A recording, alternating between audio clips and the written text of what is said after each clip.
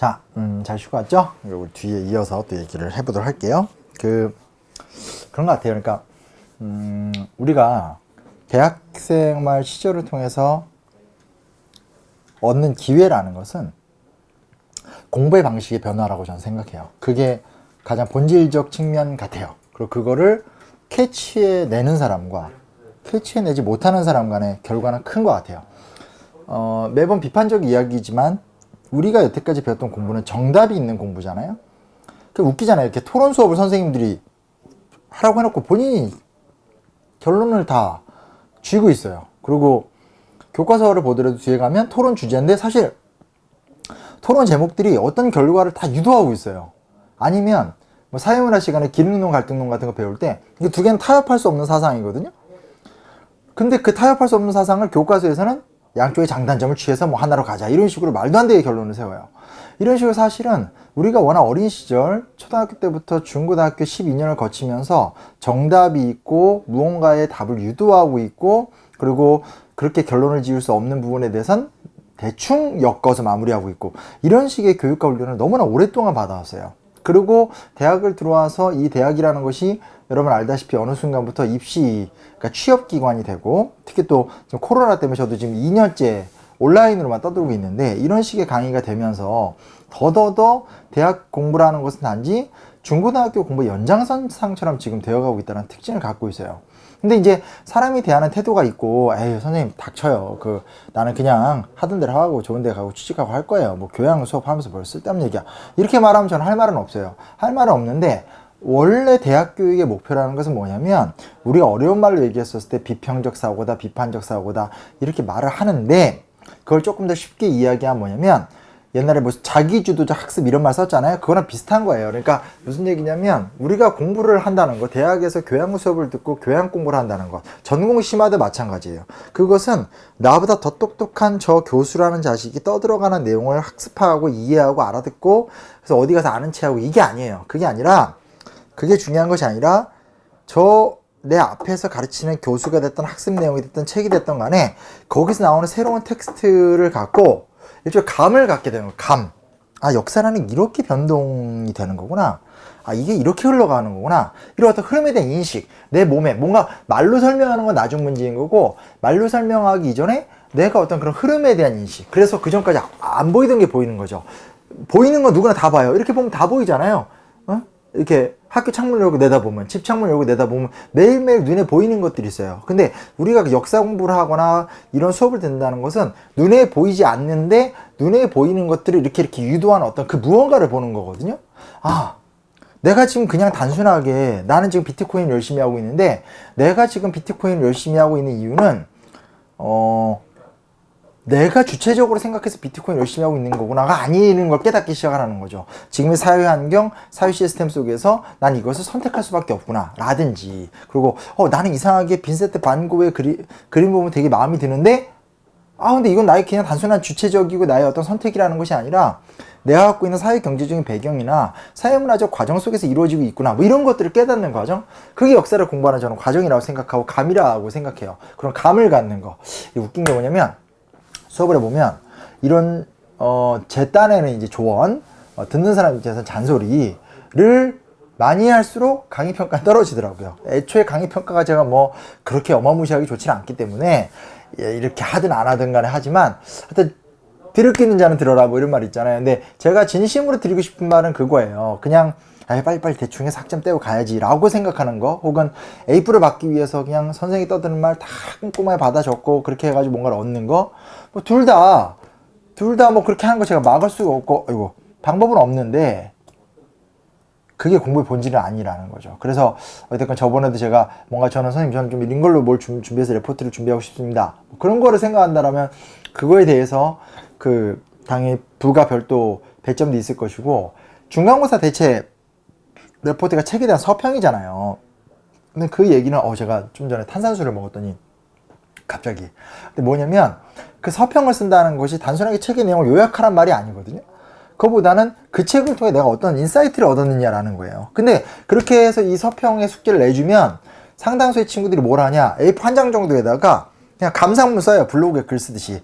참 재밌는 내용이다, 참 어렵다, 하지만 이런 거 좋다. 이건 아니거든요. 그럼 뭐냐? 라는 데 대해서 제가 서평 과제할 때 다시 한번 말을 해줄게요. 근데 이제 보다 보면 굳이 서평이라고 하면 우리가 인터넷 들어가면 여러 어딥니까? 신문사들이죠. 조선일보나 한겨레신문 같은 데서 매주 책 소개를 해요. 그런 기사를 좀 참고하거나, 아니 한겨레 20이나 시사인 같은 잡지 같은 데 보면 어떤 책이나 영화를 두고 쓰는 글들이 있어요. 그런 것들을 한번 참고해 보세요. 그래서 이런 식으로 글을 쓰는 거구나, 이런 식으로 사실을 이용하되 또 다른 정보를 갖고 와서 나만의 글쓰기를 만드는구나, 이런 훈련을 좀 해볼 필요가 있어요. 그럼 그런 훈련이 서평이거든요. 그리고 평가 요소에서 제가 보고 싶은 건 이 친구가 이 책을 읽었고, 그 다음에 이 책을 읽은 상태에서 이런 식의 정보를 조금 더 찾아본 다음에 이런 식으로 자기만의 어떤 입론을 만들었구나, 혹은 그런 것들을 판단하면서 점수를 주는 게 되는 거거든요. 그리고 기말고사에도 보면 서술형 문제가 분명히 들어가요. 근데 그런 것들에 대해서도 결국은 이 서술형 평가 점수의 배점이 높을 수밖에 없는 건, 이 친구가 한 학기 동안 이런 공부를 했고, 나와 이런 공부를 했는데 내 학습 내용을 잘 이해했고, 그건 전제니까 시험 볼 때는 바짝 외워야 될 거 아니에요. 어찌됐건 그 위에서 이 친구가 단순하게 수업을 기계적으로 들은 것이 아니라 그 수업과 또 다른 정보들을 잘 취합하고 고민하면서 이런 결론을 갖고 있구나에 대해서 나올 때 높은 점수를 받게 된다라는 거죠. 그래서 뭐라 해야 되나, 중고등학교 때 배웠던 교육이 의미가 없는 건 아니에요. 사실을 철저하게 숙지하고 학습하고 이해하고 외우고 하는 과정은 전제가 돼야 되겠죠. 근데 그 위에서 그런 것들 안에서 감을 느끼고 인사이트를 얻고, 그 인사이트 가운데서 나만의 결론을 도달하는 과정에 하나의 훈련으로 우리가 좀 배워보자, 이렇게 볼 수 있다는 거죠. 잔소리 그만할게요.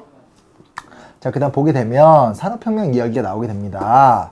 자, 앞에서 쌓여왔었던 신대륙이라는 무궁무진한 시장의 발견, 신대륙이라는 무궁무진한 지리라는 것에 대한 발견, 그리고 가격혁명과 상업혁명이라고 하는 새로운 어떤 상경제 행위 위에 18세기 후반이 되면 산업혁명이라는 인류가 걸어보지 않은 놀라운 어떤 그런 발전 단계로 지금 인류가 진입을 하게 되는 거예요. 공간은 어디다? 18세기 후반 영국에서, 그리고 19세기 초반 프랑스에서, 그 이후에 전 세계로 확산이 되어 나가게 되는 거죠. 그래서 인류는 지금 산업혁명의 시대 속에 살고 있고, 여기 나온 이 얘기를 학자들이 썩 동의하진 않습니다. 1차 산업혁명, 2차 산업혁명, 3차 산업혁명, 4차 산업혁명. 왜냐면 3차 산업혁명과 4차 산업혁명은 주로 기업가들이 이런 이야기들을 많이 하고 있고, 그런 이야기를 하면서 시장을 개척하고 새로운 시장을 선도하는, 그러니까 쉽게 말하면 이런 거죠. 굳이 스마트폰이 없어도 되는데 스마트폰을 쓰게 만드는 거, 이런 거 있잖아요. 그죠? PC가 없어도 잘 살았는데 굳이 PC를 쓰게 만드는 것들, 이런 식으로 어떤 자꾸 누르네요. 그런 것들로 좀 혼용, 오용, 악용, 이용되는 경우가 있기 때문에 3차 산업혁명, 4차 산업혁명 이런 말을 잘 쓰지는 않아요. 근데 여튼간에 전체적으로 봤었을 때 경공업에서 중화학공업을 거쳐서 정보통신, 그리고 그 이상의 어떤 기술적 경향으로 발전하고 있는 것만큼은 부정할 수는 없는 것 같아요. 이건 없는 것 같아요. 자, 그러면 산업혁명의 시작점으로 가서 우리가 좀 살펴보도록 합시다. 가장 본질적인 부분에서부터 얘기를 하도록 할게요. 우리가 보통 학교에서 혹은 텔레비전을 통해서 산업혁명하면 딱 듣게 되는 말이 뭐냐면, 이제 방적기를 만들어내기 시작했다. 즉, 사람이 직접 배틀을 막 수작업을 해서 실을 뽑아내는 것이 아니라 기계에 의해서 탁탁탁탁탁 돌아가면서 실이 생산되기 시작을 했다라는 거. 두 번째, 스티븐슨이 증기기관을 개발했다라는 거죠.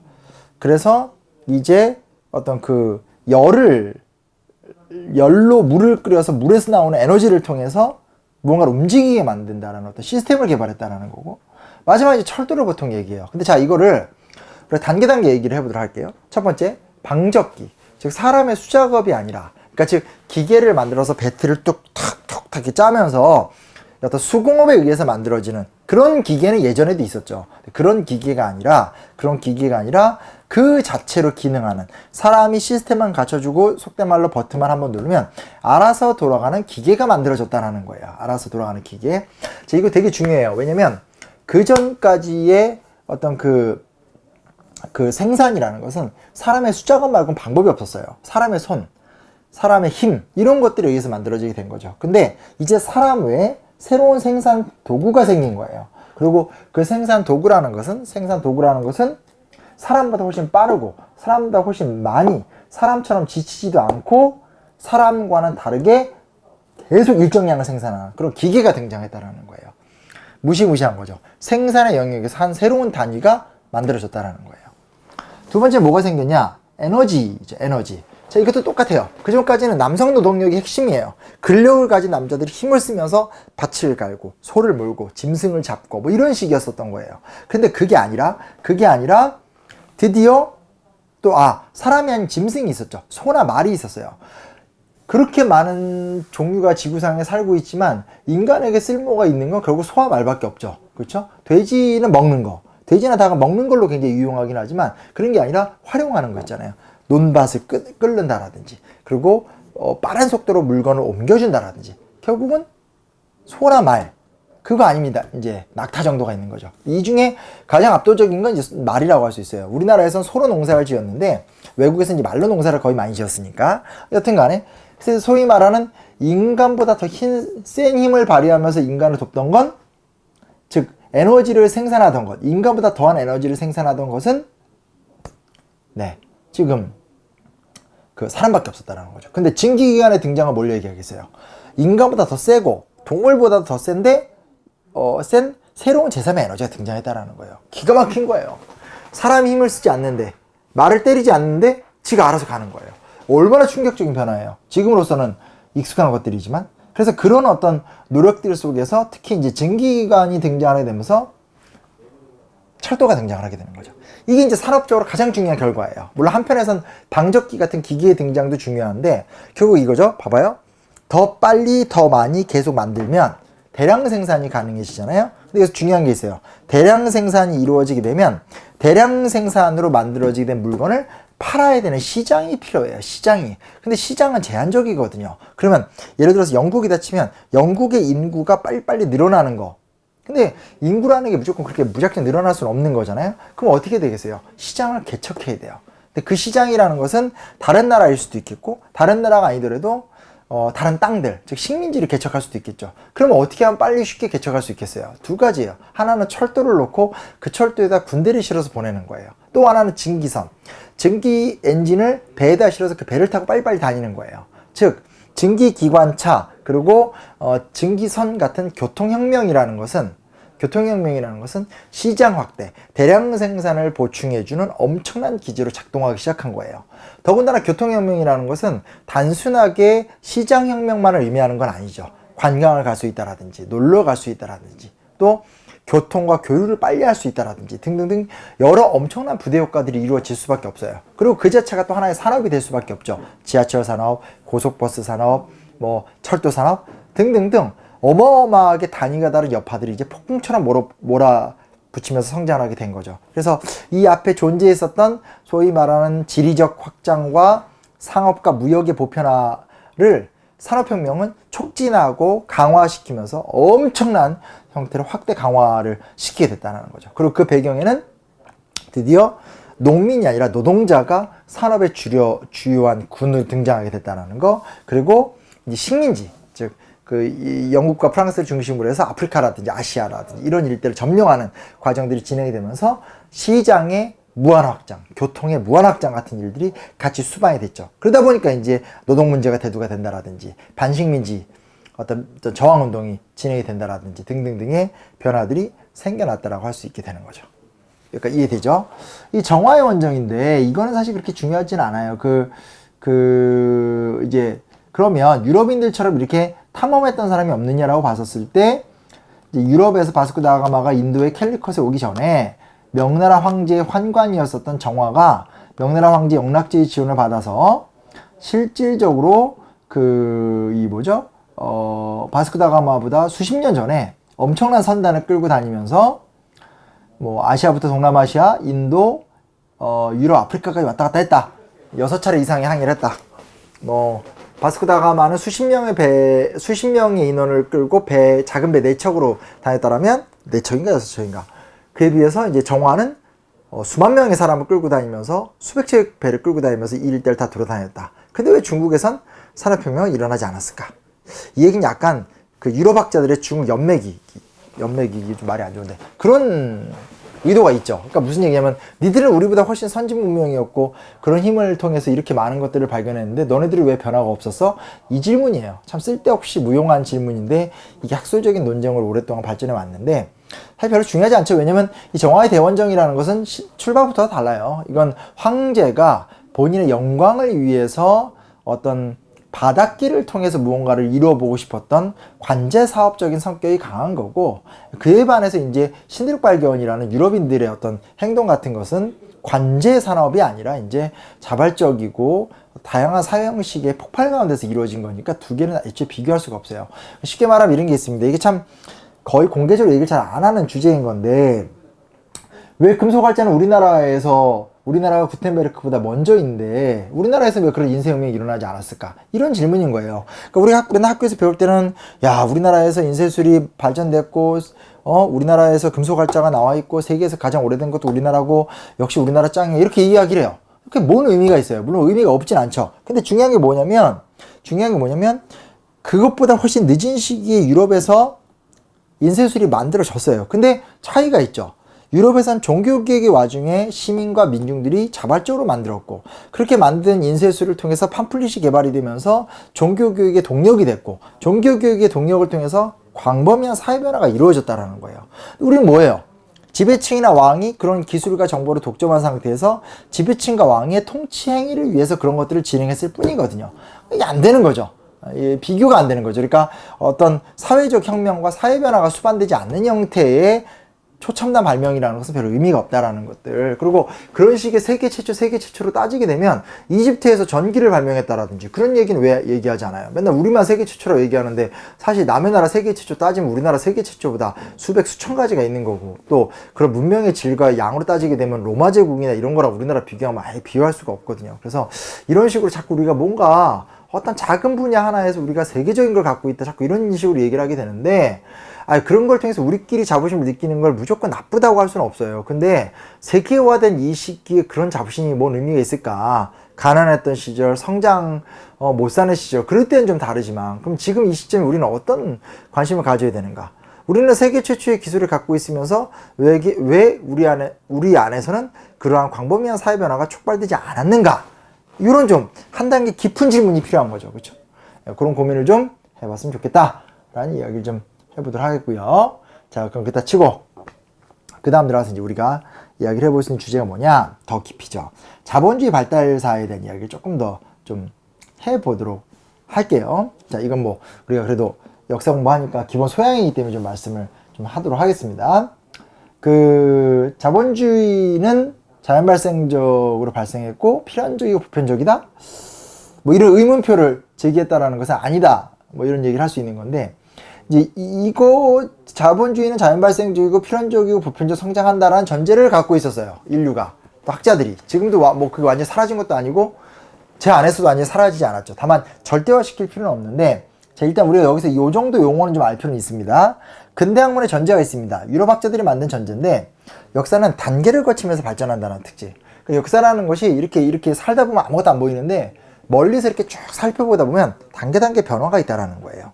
그래서 예를 들면 프리히스토리 단계가 있고 히스토리 단계가 있고, 선사시대는 뭐냐? 여러 기준들이 있지만 핵심은 뭐냐면 선사시대는 문자가 없었어요. 근데 역사시대로 들어오면서 문자가 생기게 되고, 문자를 통해서 기록을 하게 되고, 기록을 하다 보니까 전승이 가능해지고, 지금 이런 얘기를 하는 거죠.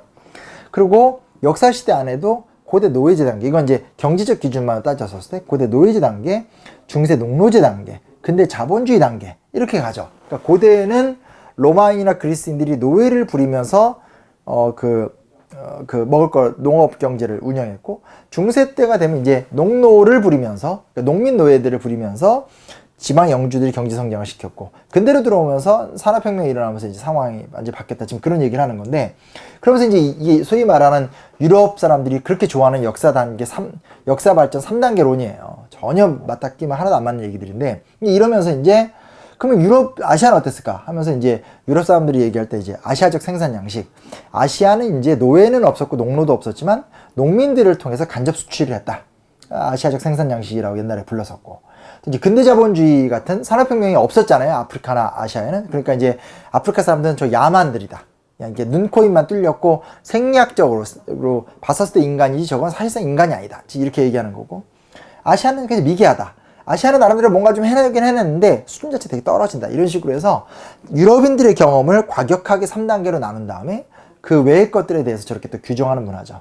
지금 와서는 이렇게 얘기할 수가 없어요. 이렇게 이야기하기는 역사가 굉장히 복잡다단하게 발전해 왔는데, 뭐 그럼에도 불구하고 딱히 다른 설명 방법이 별로 없다 보니까 이런 식의 용어를 많이 활용합니다. 근데 여튼간에 이런 기준으로 역사가 발전해왔고 경제가 성장해왔고 사회가 변화해왔다 이렇게 본다라는 게 있다는 거 알아두면 좋고요. 이렇게 역사가 단계적으로 발전해왔듯이 경제도 보편적으로 발전해왔다라는 거죠. 그래서 신석기 시대 때는 농업혁명이 있었고, 그리고 산업혁명 18세기 후반에는 공업혁명이 있었고, 그러면서 이런 어떤 경제적인 먹고살이의 변화에 따라서 생산력과 생산 관계가 바뀌어왔다. 그러니까 생산력이라는 건 생산할 수 있는 단위의 양을 얘기하는 거고, 생산 관계라는 건 이제 옛날에는 농민과 지주의 관계라면 이제 지금 노동자와 자본가의 관계라든지 이런 식으로 바뀌고, 결과적으로 봤을 때 지금과 같은 보편적인 지구 경제가 창출이 되었다라는 식으로, 이런 식으로 이제 유럽인들 그리고 현재까지도 학계를 지배하고 있는 세계관이라는 것은 이런 식으로 보편적 흐름, 역사적 흐름을 보편적으로 분석해서 보편적인 변화 과정을 추출한다는 특징을 갖고 있습니다. 이게 무용하다는 건 아니에요. 그리고 유용하고요. 이런 개념 규정이라는 건 크게 할 수도 있고 작게 할 수도 있고 필요에 따라 할 수 있는 거예요. 그래서 예를 들면 감기약은 감기를 치료하는 약이잖아요. 딱 그 안에서 제한적 기능을 하듯이 이런 식으로 역사와 시대를 이해하기 위해서 사람들이 이렇게 개념 규정을 한다라는 것 정도, 이 정도 용어는 뭐 상식적으로 많이 쓰이는 거니까 알아두면 좋지 않을까라는 생각을 해보게 돼요. 자, 그런데 그 안에서 이제 좀 더 깊이 있는 단계로 들어가서 자본주의를 설명할 때 몇몇 학자가 있습니다. 근데 그 중에서 이제 우리가 놓치면 안 되는 사람이 이제 막스 베버입니다. 막스 베버가 쓴 책은 이제 프로테스탄트 윤리와 자본주의 정신이에요. 맨날 이야기하는 거지만 프로테스탄트 윤리와 자본주의 정신을 못 들어본 친구들은 없을 거예요. 지대내벽 같은 책을 읽어보면 아마 읽어봤을 거예요. 그러나 그런 것들은 아는 척하기에, 즉 다른 사람이 무언가를 이야기했었을 때 반응하기에 딱 좋은 거지, 내가 무언가를 주도하거나 내 안에 어떤 인사이트를 주는 데는 전혀 도움이 안 돼요. 무슨 얘기를 하고 싶은 거냐면, 지금 보다시피 이 막스 베버가 쓴 프로테스탄트 윤리와 자본주의 정신은 여러분 중에서 뜻이 있는 사람이라면 이걸 좀 읽어봤으면 좋겠어요. 그래서 한번 이걸 갖고 서평을 써도 좋을 것 같아요. 이거를 우리 책 대신에 서평을 대체해도 뭐 나쁘진 않을 것 같긴 한데, 분량이 또 적다고 해가지고 또 이걸로 다 달려들려나? 그 문제인데. 여튼간에 이 프로테스탄트 윤리와 자본주의 정신은 굉장한 명저고 살면서 한 번쯤 읽어봐야 돼요. 이걸 안 읽어보고 읽어봤다고 하면서 다 안다고 얘기하는 거 어처구니 없어요. 저도 굉장히 대학생 때 충격을 받았죠. 왜냐면 학교에서 개념화돼서 배웠던 방식이 있는데, 책을 읽어보니까 책에선 그것보다 훨씬 많은 얘기를 하고 있고, 그렇게 교수님들이 요약해서 준 걸로 표현할 수 없는 어마어마한 인사이트를 담고 있는 논문이거든요. 근데 이제 그런 거 다 떠나서 깊이 있게 얘기할 수는 없는데 포인트만 잡아주면 얘기한다면, 막스 베버가 고민을 해본 거예요. 자, 자본주의는 어떻게 발전한 거지? 우리가 아까 얘기했던 것 대부분 무역의 발전, 상업의 발전이잖아요. 근데 무역의 발전, 상업의 발전 이런 기준으로 본다라면, 아니 중국의 당나라 때 장안성은 인구가 100만 명이 넘었고, 송나라 때는 전국에 시장이 수만 개가 있었고, 베네치아에서의 상업 발전이라는 건 영국이나 미국보다 훨씬 발전하지 않았냐. 근데 왜 산업혁명은 영국에서 터졌을까? 그리고 더더더 자본주의적인 생활을 살아가는 사람들은 베네치아를 중심으로 한 남유럽 사람들이라기보다는 영국과 미국 같은 좀 이렇게 다른 지역 사람들일까? 영미권 사람들일까? 이런 생각을 이제 하게 됐다라는 거예요. 그러면서 막스 베버는 눈에 보이는 단계적인 경제 발전론을 배격하고 새로운 아이디어를 찾아내요. 그게 뭐냐? 프로테스탄트들의 윤리예요. 청교도들의 윤리고 종교교역가들의 윤리예요. 자, 보시면 하나하나 설명해 드릴게요. 여기 보면 왜 자본주의는 베네치아가 아니라 영국 혹은 미국에서 발전했는가? 자, 상업 발전이나 도시의 성장은 문명사회에서 일반적이에요. 그러니까 발전한 나라, 로마 제국이 됐던 뭐 티무르 제국이 됐던 무굴 제국이 됐던 아니면 중화 제국이 됐건 간에 상업의 발전이나 도시의 성장은 문명이 발전하고 제국이 발전하면 무조건 나타나요. 근데 그러다가 다 사라지거든요. 그 문명이 푹 꺼지고 나면. 즉 그런 기준으로 봤었을 때 자본주의라는 것은 우리가 얘기하는 단순한 경제 성장은 아니다라는 거죠. 그러면 이제 막스 베버가 보기에 자본주의는 뭐냐라고 봤을 때 자본주의라는 것은 그저 잘 먹고 잘 살게 돼서 잘 먹고 잘 사는 것을 풍족히 누리는 것이 아니라 그게 아니라 삶의 목표 자체가 돈이 되는 거죠. 삶의 목표 자체가 여기 좀 어렵게 써놨어요. 이윤 추구가 항상성을 갖는다. 그러니까 삶의 목표가 돈이 되는 거예요. 그러니까 이런 거죠. 내가 열심히 살다가 돈을 많이 벌어서 아우 부자가 돼서 행복하게 살았네. 이게 아니라 돈을 열심히 벌고 돈을 열심히 버는 거야말로 삶의 목표이고 그것을 위해서 살게 되는 과정들. 이윤 추구가 항상성을 넘어서 신성성을 갖는 단계. 이런 것들을 갖다 얘기하는 거예요. 그러니까 이걸 어떻게 비교하면 좋냐면 이런 거죠. 옛날 조선시대를 이야기하게 되면 조선시대 때는 어떻게 살았어요? 다 농사 짓고 살았어요. 농사를 직접 짓든 농사 지은 것을 뺐든 간에 농사 짓고 살았어요. 그러다가 열심히 공부를 해서 과거에 합격을 하면 관료로 살다가 은퇴하면 그만인 거예요. 그러면 집은 어려워도 열심히 과거 합격해서 국록을 먹으면서 국가를 위해서 헌신하고 살았어. 그러면 이 사람은 청백리가 되는 거고. 집도 여유로운데 과거 합격을 한 다음에 잘못 큰 공을 세우고 은퇴를 했어요. 이래서 입신양명을 하게 되는 거죠. 이런 식으로 청백리 입신양명 같은 삶. 이 삶의 과정에서 먹고살이는 존재하지만 먹고살이라는 것, 부자가 된다는 것은 부수적이거나 주변적인 거지 핵심적인 삶의 목적이라는 것이 아니에요. 또한 삶의 목적이라는 것은 관직 출세와 그 안에서 명예를 드높이는 것이 삶의 목적인 거지 부의 성장 자체가 목적이 되고 있지는 않다라는 거예요. 근데 지금 우리의 삶은 다르잖아요. 우리의 삶이라는 게 어떤 거예요? 나쁘게 말하면 물질 만능주의잖아요. 돈만 있으면 대박이잖아요. 플렉스 그래서 막 뭐로 성공해가지고 외제차 3대씩 4대씩 몰고 다니면 사람들 막 축하하잖아요. 얼마 전에 보니까 성공한 인간 강사가 얼마 벌어야 하니까 자기 통장 100억 들어있는 통장을 까서 이렇게 보여주면서 막 자랑했다. 저는 사실은 되게 욕먹을 줄 알았어요. 어떻게 저렇게 제정신이 아닐까. 아무리 그래도 그렇지 교육 잘하는 사람이 학원 강사더라도 정말 많은 사람들이 듣고 있는데 그런 어떤 자신의 교육자적 책임을 갖고 행동해야지 그걸 보고 박탈감을 느끼고 그런 사람들 왜 배려하지 않는가. 저는 그렇게 생각했는데 그게 아니라 막 후덜덜 하면서 부러워요 선생님, 저도 선생님과 같은 스타 강사가 되고 싶어요. 지금 이게 우리나라의 세태인 거죠. 또 한편 이런 것도 있어요. 그렇게까지 돈을 추구하지 않더라도 어찌됐건 직업을 갖고 돈을 벌고 내 삶이라는 것을 이렇게 딱 건사해 나가면서 그렇게 해서 성공한 그 돈을 갖고 좋은 일에 쓰거나 그렇게 성공한 돈을 갖고 또 이렇게 좋은 사람들을 후원하거나 이렇게 또 생각하는 경우들. 이런 게 한편에서는 전통사회에서도 있었지만 뭔가 자본주의 사회에 들어오면서 질적인 변화가 있었다는 거죠. 뭔가 그 깊이와 의미가 확 바뀌는 과정들이 있었다는 거. 베버는 이제 그 부분을 강조하고 싶은 거예요. 그래서 베버가 이야기할 쪽에 자본주의는 이윤 추구가 항상성을 갖고 신성화가 된다라고 이야기할 적에 그 배경이 뭐냐? 종교개혁 때문이라는 거죠. 종교개혁. 칼뱅파의 등장. 이게 왜 그러냐면 카톨릭의 진정한 적은 칼뱅파다. 카톨릭 같은 경우는 카톨릭은 성과 속을 구분하거든요. 즉 성스러운 곳은 성당이고 성스러운 삶을 살아가는 것은 신부님이라는 거예요. 그에 비해서 그 일반인들은 그냥 세속적인 삶을 살아가는 거죠. 그래서 결혼하지 않고 소유를 하지 않고 신 앞에 헌신되고 그런 어떤 신이 보기 행복한 활동을 하는 것은 다 성당 안에서 이루어지거나 신부님들을 통해서 이루어지는 거예요. 세속사회는 어떻게 되죠? 세속의 논리대로 운영이 되는 거죠. 물론 성스러운 사회가 세속스러운 사회에게 견제도 하고 교훈도 가르쳐주고 여러 지도를 하지만 그럼에도 불구하고 세속스러운 사회는 여전히 세속스러울 수밖에 없어요.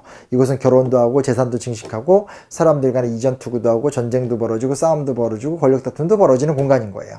즉 카톨릭이 바라보는 세계관은 성과 속이 구분되어 있는 공간이에요. 그런데 종교개혁 과정 중에 누가 등장했냐? 여기서 저기 누구죠? 칼뱅파가 등장해요. 근데 칼뱅파는 성과 속에 구분이 없다라는 거예요. 목사가 존재하긴 하지만 목사는 가르치는 영역을 담당하는 거고 목사도 결혼할 수 있고 이 목사는 본질적으로 교사라는 거예요. 목사가 됐든 장로가 됐든 다 교회 공동체 구성원이라는 거죠. 그래서 이 칼뱅파의 교회들, 개신교회죠. 이 칼뱅파는 어떻게 되나? 목사가 됐든 장로가 됐든 평신도가 됐든 신의 영광을 위해서 삶을 살아야 된다는 거예요. 즉 내가 살아가는 삶의 내용이 도덕적으로 윤리적으로 성경적으로 타당해야 된다고 보는 사람들이에요. 일종의 세계관의 혁명이 일어난 거예요. 그 전까지 카톨릭 같은 경우는 이런 거죠. 카톨릭적 세계관으로 본다면 주일날 가서 예배 미사 잘 드리고 신부님들 잘 후원해 드리고 주일날 가서 좋은 일 하고 돌아오면 그만인 거예요. 예. 세속에서 세속의 논리가 있으니까. 물론 가급적 세속에서도 신의 뜻을 따르는 게 좋긴 하지만, 근데 그에 비해서 개신교는 그렇지 않아요. 칼빈파는 그렇지 않아요. 신의 뜻을 따른다는 것이 무엇이냐? 주일날 교회 와가지고 예배 드리는 거, 이거 부분이다. 주일날 와서 뭐 봉사하는 거, 이것도 부분이다. 진짜 중요한 건 내가 사회 속에서, 이 세상 속에서 어떤 일을 하는가, 그리고 그 일을 통해서 세상을 어떻게 바꾸는가, 이게 중요하다라는 거예요. 그러니까 일을 하더라도 도덕적으로 일을 해야 되고, 좋은 일을 해야 되고, 그렇게 해서 번 돈을 갖고 좋은 일에 써야 되고, 이런 식으로 세속적인 삶 자체를 신성한 과정으로 의미부여를 받는다라는 거죠. 의미부여를 받는다라는 거죠. 의미부여를 받는다라는 거죠. 그러면서 이게 이제 소위 말하는, 여기 나와 있듯이 성과 속을 구분하지 않고 속을 성화하려는 도전주의. 그러니까 카톨릭과 다른 거죠. 세상을 우리가 바꾸겠다. 그래서 이게 누구한테 이렇게 어필이 되냐면 주로 상공업자들한테 어필이 많이 돼요. 이게 상공업자들의 어필이 된다는 게 뭐냐? 자수성가한 사람들. 아무것도 없고 백도 절도 없는데 내가 열심히 노력해서 내가 이루어낸 성과를 바탕으로 경제적으로 성공하는 거. 거기서 멈추는 것이 아니죠. 이 성공을 하나님이 도와주셨다. 왜냐면 나는 싸바싸바도 안 하고 술도 막 접대도 안 하고 이러면서 정말 오직 성실과 열심을 한 거거든요. 그럼 어떻게 되겠어요? 그 다음은 내가 그런 과정에서 도덕적인 삶을 살았잖아요. 그렇게 해서 번 돈이야. 그럼 이 돈을 내가 막 써? 아니죠. 내 과정도 성스러운데. 그러니까 마지막에 어떻게 되겠어요? 그 돈으로 후원을 한다라든지 학교를 세운다라든지 가난한 사람 돕는다라든지 이렇게 살아가는 거죠. 그래서 만들어진 게 뭐냐? 금욕주의적인 이윤 추구라는 거예요. 금욕주의적인 이윤 추구. 근데 이제 이거는 청교도 1세대들한테 나타나지 2세대, 3세대들한테 나타나진 않아요. 1세대들은 이렇게 열심히 노력을 하는데 2세대, 3세대는 아빠가 그렇게 번 돈이 당연한 거예요. 그러니까 돈 잘 쓰는 거예요. 근데 문제 뭐냐? 2세대, 3세대 사이에서, 그럼 예를 들어서 2세대는 흥청망청 썼어요. 그럼 3세대 입장에서 보기에, 아니, 할아버지는 그렇게 저렇게 헌신적으로 살았는데 아버지 그게 뭐냐? 난 할아버지처럼 살겠다 하면서 이 문화적 전통이 내려오게 되는 거죠.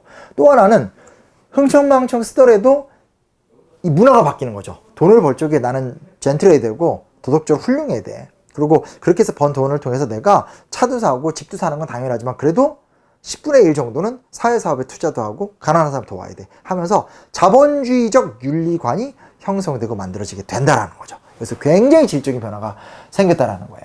막스 베버의 주장은 프로테스탄트 윤리와 자본주의 정신이라는 책이 아주 오롯이 새겨져 있고 여러분이 대학생 기간 동안에 무조건 한 번은 꼭 좀 읽어봤으면 좋겠어요. 굉장히 중요한 책인데 이게 굉장한 논쟁이 됐었어요. 왜냐면 지금까지 얘기했었던 이런 논리들 있죠? 이런 논리들은 대부분 다 자연 발생적이고 문화적이고 특히 경제적이고 경영적인 측면에서의 자본주의 변화를 이야기했는데 막스 베버의 관점은 뭐냐면 막스 베버는 문화적이고 인간적이고 인문주의적 관점에서 자본주의 성장사를 이야기했어요. 이 주장은 현재까지도 갈려요. 이 주장에 대해서 짐 메리라든지 여러 학자들은 아니다. 자본주의를 변화시켰던 건 상인 정신이었고 유태인들의 탐욕스러운 정신이었었고 기업가들의 탐욕적이고 도전적인 정신이었다라고 얘기하면서 그 포인트를 다른 데 둬요.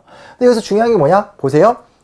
막스 베버가 이야기한 금욕적 윤리주의는 아니더라도 지금 뭐가 나왔어요? 그렇죠? 상인 정신, 그리고 탐욕스러운 유태인들의 금융가들의 정신, 그리고 뭐 기업가들의 도전 정신, 다 뭐죠? 인문주의적이고 문화주의적인 요소가 되는 거예요. 지금 막스 베버의 창의적인 세계관과 창의적인 노력이라는 것이 어떤 결과를 내게 되었는가? 여기서 죄송합니다. 너무 감동했나 봐요. 농담이고 약간 사례가 들었어요. 근데 뭐냐? 역사를 이해하는 새로운 창구를 열게 된 거죠. 엉뚱한 얘기지만 이런 꿈을 꿔보아요. 나는 지금 어느 정도 수준의 학자인가? 나는 어느 정도 수준의 지식인인가? 나는 앞으로 나의 지적인 노력을 통해서 어떤 역할을 할 수 있을까? 그런 고민을 많이 해봐요. 왜냐면 실제로 우리나라의 수많은 학자들이 제가 어렸을 때부터 또 제가 대학생 시절 때부터 항상 그런 얘기를 했었거든요. 우리는 서양 중심의 사주를 벗어나야 된다. 서양인들을 뛰어넘는 우리만의 무언가를 만들어야 된다. 그런 거는 많이 봐요. 뭐 한류, 뭐 음악, 영화. 근데 웃긴 건 지식인의 세계는 지금도 정말 철저할 정도로 서구 중심적이죠. 역사학의 영역은 정말 철저한 정도로 실증주의. 그냥 사료만 쫙 봐서 과거를 복원하는데 너무나 포커스가 많이 맞춰져 있는데 나는 앞으로 무슨 일을 할 수 있을까? 우리 강의를 하다 보면 또 이런저런 생각이 많이 들거든요. 그런 또 고민도 해보게 되는 시간입니다. 여튼 오늘 내용 잘 이해가 됐죠? 그래서 사실은 그 다음 얘기에서 그죠? 그 다음 얘기에서 이제 칼 폴라니의 거대한 전환과 아시아적 가치를 얘기해야 되는데 도저히 시간은 좀 안 될 것 같아요. 그래서 일단 여기까지 하고요.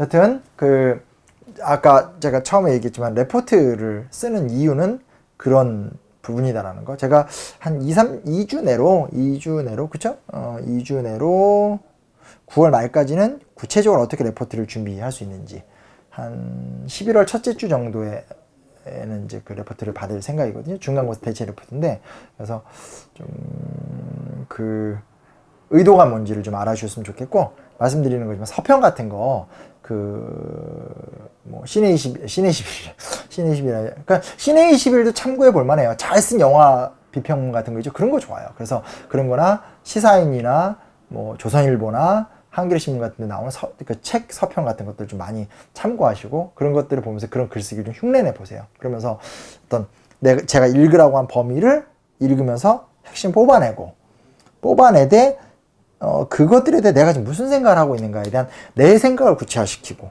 여기에 뭔가 간극과 부족한 게 있을 때 다른 자료를 찾아서 버무리면 좋은 결과가 나타나게 되는 거죠. 이거는 지금 중요한 것도 있지만 이번 학점도 중요하지만 여러분이 앞으로 나갈 때 되게 중요한 삶의 무기가 될 수 있어요. 그 부탁이에요. 알았죠? 자, 오늘 고생했고 다음 시간에 또 이어서 만나도록 하고, 다음 주 추석이니까 추석은 넘어가고 그 다음 주 수업 이어가도록 할게요. 수고했어요. 끝. 고생했어요.